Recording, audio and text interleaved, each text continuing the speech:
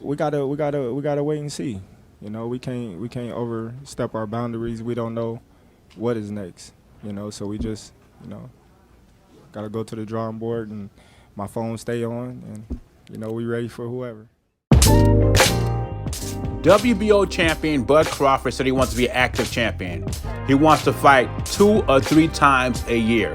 And first on his list, he wants to go back to the table and try to make the Errol Spence fight. The fight he ducked in quotation marks. Now the new narrative is Bud Crawford sounds desperate for the Spence fight since he's trolling him. Now, which one is it? How can you duck somebody and also be desperate to make the fight?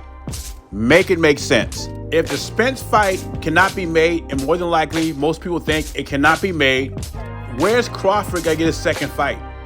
I mean, Ortiz is gonna be busy with Stanionis. Jaron Boots Ennis is fighting in a couple of weeks. He wants Spence. But the rumor is Spence is gonna fight Thurman in June. The $1 million question is, who does Bud Crawford fight in April or May? At this point, it doesn't matter because his detractors are going to criticize whoever it is. If it's not Jaron Boots Ennis, Virgil Ortiz, or Errol Spence, Terrence Crawford is going to be criticized for fighting a nobody once again. Even though those 3 guys I just named, their management teams want no part of Crawford. It's the politics of boxing that stopped Crawford for getting the fights we want to see him in. And all I hear is Spence is doing the heavy lifting. Well, Crawford didn't have a chance to do the heavy lifting. The fight was offered to Ugas. Ugas said, I'd rather fight Spence because he fits my style better. And the lamest argument I heard is, well, Ugas beat Crawford in amateurs. What's that mean? Did Porter beat Alexander Usyk in amateurs? Doesn't mean anything. And obviously, it didn't mean anything to Ugas because if he thought he had a chance to beat Crawford, he would have took that fight over Errol Spence. But you heard what he said. He thought his style would fit better against Errol Spence, meaning I have a better chance of beating Errol Spence than Terrence Crawford. Also, Danny Garcia was offered a fight and he turned it down. He's offered a lot of money. He didn't take the fight. And last but not least, Sean Porter took the fight and we saw what happened to him. The reason that Terrence Crawford fights no names, as y'all call them, is because the guys with names do not want the smoke. And y'all can hold on to saying, well, Spence offered Crawford to fight, but he turned it down. We all saw Spence on Showtime. He was fat. He was not training for a fight.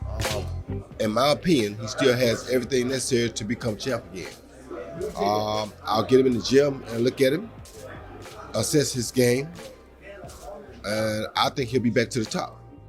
That was Roy Jones talking about Anthony Joshua. He thinks Anthony Joshua could be champion once again, but he says he should avoid Deontay Wilder in the next fight. Let me say first, I actually like what he was doing with Robert Garcia. I thought he should have gave Robert Garcia at least one more training camp. But with that being said, I agree with Roy Jones 100%. Deontay Wilder should not be Anthony Joshua's next fight. Joshua's coming off 2 consecutive losses, and I don't care how confident a dude you are, you lose confidence after losing 2 consecutive fights. I think Anthony Joshua should get his training team in order, rather it's Roy Jones or he goes back to Robert Garcia, and get a couple of fights in. Get your groove back, get active, and then go in there with Deontay Wilder. You see, Deontay Wilder did not want to battle you after coming off 2 consecutive knockout losses of Tyson Fury, so I think that's good advice from Roy Jones. Anthony Joshua need to get his team in order, his house in order, so he can be at his best. Coming off some wins, got a team in order, he feels comfortable with the team, then you go and fight Deontay Wilder. Then it's no excuses if he ends up beating you. Right now, I don't think AJ is mentally or physically where he needs to be to fight a Deontay Wilder and Tyson Fury. Even though he lost to the best boxer in the division and probably the best boxer in the world today, in Alexander Usyk, after those losses, AJ, everybody can see in the ring, after he had that meltdown, he was mentally spent. So I like to see him get a training team and get a couple of wins under his belt, then proceed forward. Anyway, leave your thoughts and comments below. Jay Beasy, I'm gone.